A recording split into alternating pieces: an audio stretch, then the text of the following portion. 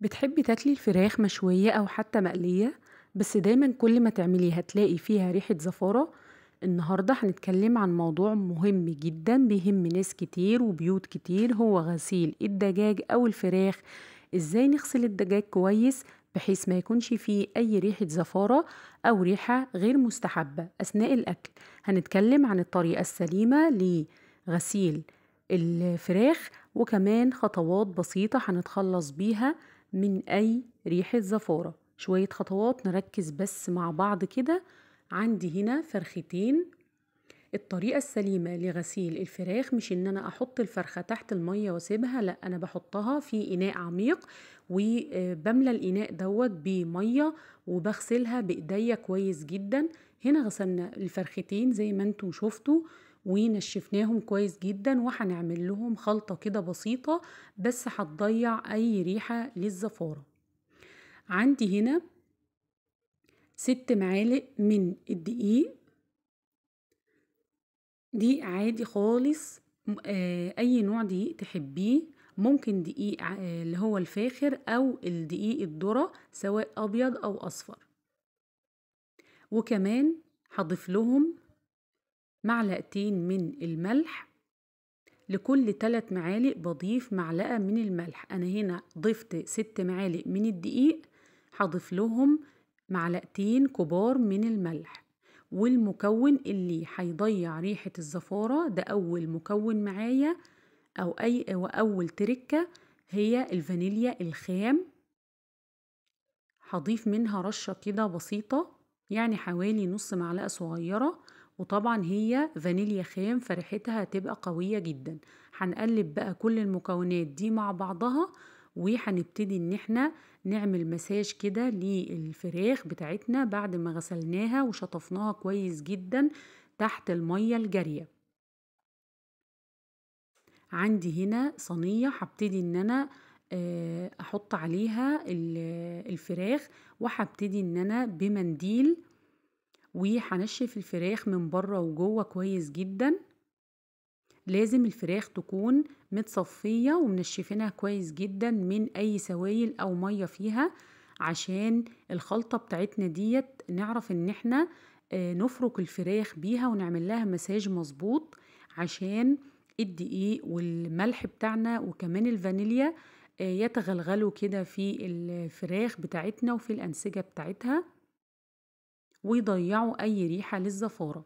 طبعا الدقيق بملمسه الناعم هيخلي أو هيسمح للملح إن هو يشيل أي طبقة زفارة أو أي طبقة دهون بتكون شايلة ريحة أو زفارة مش مستحبة، ريحة زفارة غير مستحبة.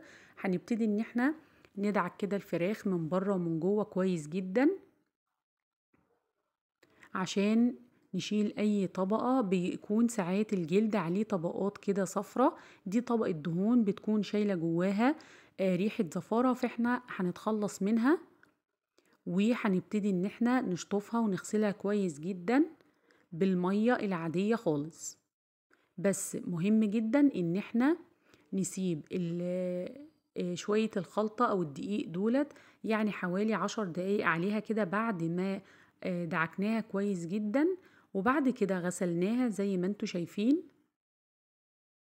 عايزة اوريكم بقى المية اللي نزلت منها دي بعد ما اتصفت، دي كل المية اللي فيها بقى اي زفارة. وعندي المكون التاني اللي هيضيع لي بقى اي ريحة للزفارة بنسبة 99%، هو بديل الليمون. لو تقدري تجيبيه من عند اي عطار او سوبر ماركت، بيبقى عبارة عن ازازة. لو مش متوفر عندك تقدري تستخدمي الليمون زي ما انا استخدمت كده، بس يفضل لو تقدري ان انتي تجيبي او تشتري بديل الليمون. ده بيبقى عبارة عن سائل كده يشبه زيت الليمون، بس هو مش زيت، هو سائل بديل لليمون. انا هنا ما كانش متوفر عندي، بس حبيت اقول لكم على الافضل. استخدمت هنا 3 ليمونات متقطعين بالقطعتين، كل ليمونة كده قطعناها قطعتين وهندعك بيها الفراخ. وعايزة اقول لكم بعد الطريقة دي يعني 99% مش هتلاقي اي ريحة للزفارة نهائيا. استخدمي بس المكونات اللي قلتلك عليها وكلها متوفرة في البيت. ان شاء الله تكون متوفرة في كل بيوتنا. هنا دعكناها بالليمون زي ما انتوا شايفين، وهنبتدي بقى ان احنا نشطفها كويس جدا، وهنبتدي بقى ان احنا نتبلها تتبيلة للشوي. النهاردة هنشويها. تقدري بعد ما نفذتي الخطوات ديت لتنظيف الفراخ او لازالة اي روايح غير مستحبة فيها، تقدري ان انتي بقى تسلقيها وتحمريها، او انك تستخدميها للشوي. انا هنا هشويها. عندي تتبيلة كنت شايلاها في التلاجة او في الفريزر. هبتدي ان انا افتح كده الفراخ بتاعتي، هديها كده يعني شوية تفتيح بالسكينة. هعمل فيها فتحات كده عميقة عشان التتبيلة بتاعتنا تدخل في كل الأنسجة بتاعة الفراخ وتتشرب منها. وكمان التتبيلة بيبقى عليها عامل لو في نسبة بسيطة من أي ريحة غير مستحبة بتروح مع الطريقة السليمة لتتبيل الفراخ. هفتح كمان، هعمل فتحات كده عرضية في الأوراق أو في الدبابيس. وعندي تتبيلة زي ما قلتلكوا كنت استخدمتها قبل كده معاكوا في فيديو لشوي الفراخ، هسيبها لكوا في صندوق الوصف. أنا هنا حبيت بس أركز على طريقة مميزة جدا لتنظيف الفراخ وإزالة أي ريحة زفارة ليها. زي ما قلنا كده حبايب قلبي، التتبيلة دي أنا استخدمتها في فيديو قبل كده لشوي الفراخ. هسيب لكم رابط اللينك ورابط الفيديو في صندوق الوصف. طلعت كده التتبيلة من الفريزر وفكت معايا، وهبتدي بقى ان انا اعمل مساج للفراخ بتاعتي. وهندخل التتبيلة ما بين الأنسجة، وهنشيل كده الجلد بالراحة من غير ما نقطعه، وهندخل التتبيلة كده تحت الجلد وجوه الفراخ وعلى في كل الفتحات اللي احنا عملناها للفراخ. وهنسيبها في التلاجة يعني مش أقل من 2-3 ويفضل ان انت تسيبيها لتاني يوم. انا هنا هسيبها لتاني يوم وهشويها. طبعا كل ما تسيبيها في التتبيلة بتاخد طعم مميز جدا، وكمان التتبيلة الفراخ بتتشربها، وطبعا طعم التتبيلة بيبان جدا في الفراخ كل ما بتسيبيها فترة أطول في التتبيلة. لو وصلت لحد هنا من الفيديو ياريت ما تنسيش تحط اللايك. اللايك يا جماعة مش بفلوس، وبيرفع الفيديو وبيحسن من مستوى مشاهدته. خلاص كده هنبتدي ان احنا ندخل الفراخ بتاعتنا التلاجة، وهنغطيها باسترتش او باي غطا حابة تحطيه، عشان لو في اي خضروات او اي طعام يعني او اي اكل جنبها ما يلقطش ريحة منها. هنا بعد ما سيبناها لتاني يوم هنبتدي بقى ان احنا نشويها. تقدري ان انت تشويها على الفحم او في الفرن او على الزجاجة. انا هنا هستخدم الحلة اللي هي الهيتر او الحلة الحرارية. كنت شويت معاكم الفراخ فيها قبل كده.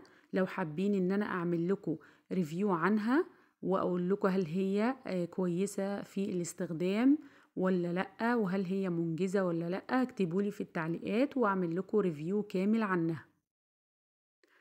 هنا هنحط الفرختين كده جنب بعض، وهنبتدي ان احنا نظبط بقى التايمر بتاعنا، وهنشغل الحلة بتاعتنا الحرارية وهنسيبها تستوي. بتاخد يعني حوالي ساعة وممكن اقل على حسب حجم الفرخة بتاعتك. هنغطي بقى بالغطا بتاعها ونظبطها ونسيبها لما تستوي.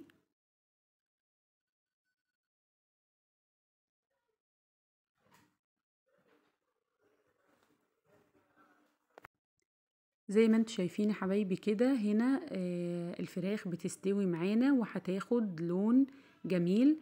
طلعت معانا وما خدتش وقت، يعني زي ما بقولك على حسب حجم الفرخة. لو فرخة صغيرة ما بتاخدش سوا معانا. طريقة مميزة جدا. يا رب يكون الفيديو عجبكم. لو عجبكم ما تنسوش شير ولايك وسبسكرايب لقناتي، والسلام عليكم ورحمة الله.